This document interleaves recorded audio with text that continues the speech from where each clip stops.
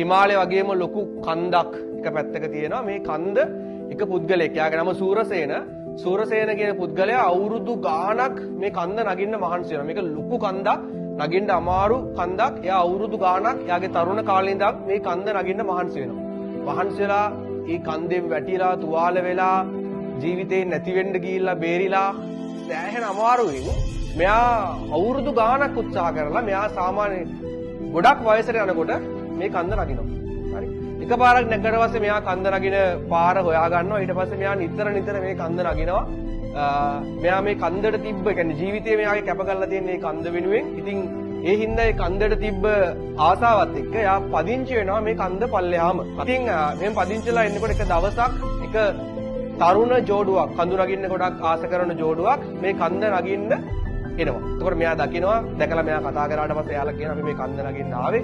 අපි මෙහෙම කඳු නැගලා තියෙනවා. එයා අහනවා මොන වගේ කඳුද කියලා. එතකොට එයා කියන උස මෙච්චරක් තියෙන කඳු එහෙම කියනවා. කිව්වට පස්සේ මේ සූරසේන කියනවා මේ කන්ද ඔයාලා හිතනවා වගේ කන්දක් නෙවෙයි. හරි? සාමාන්‍යයෙන් ඔයාලා ඔය කියන මෙච්චර කල් නැගලා තියෙන කඳු වගේ මේ කන්ද 100 ගුණයකටත් වඩා විශාලයි.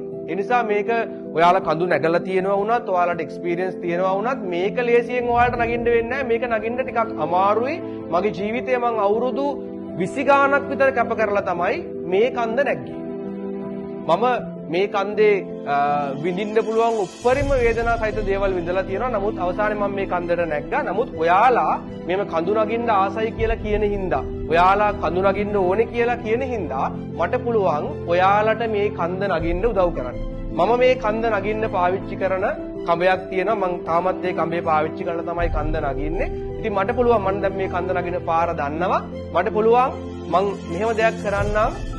මේ කඹේ එක පැත්තක් ඉස්සරහා පැත්ත මම ගැට ගහ ගන්නම්. ඔයාලා දෙන්න කඹේ පිටිපස්ස පැත්ත ඔයාලගේ ඇඟේ ගැට ගහ ගන්න. ඊට පස්සේ අපි එකතු වෙලා මේ කන්ද නගිමු කියලා සූරසේන මේ දෙන්නට කියනවා.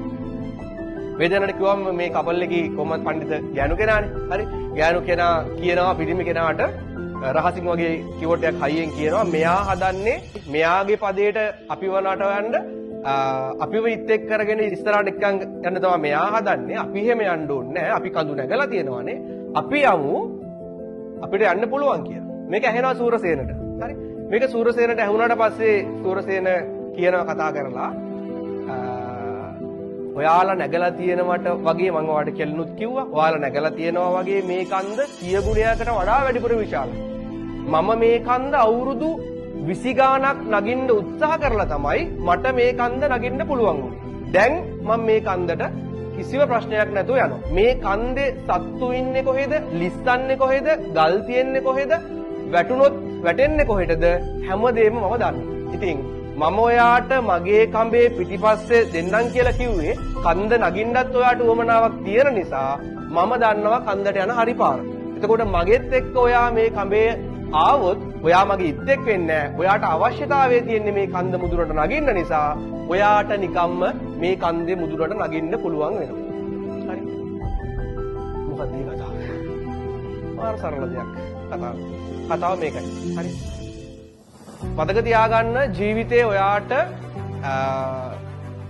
යන පාත් එක ඔයාගේ පාර ඔයා හදාගත්තාම සමහර වෙලාවල් වලදී අපිට හම්බ වෙනවා ඒ පාරේ ගියපු ඒ මැච් එක ඔයා ගහන්න ප්ලෑන් කරන මැච් එක වගේ 10 ගුණයක් 15 ගුණයක් මැච් එකක් ගහපු ඕ මැච් එකක් ගහන්න පුළුවන්කම තියෙන මිනිස්සු අපේ සපෝට් එකට හම්බ වෙනවා.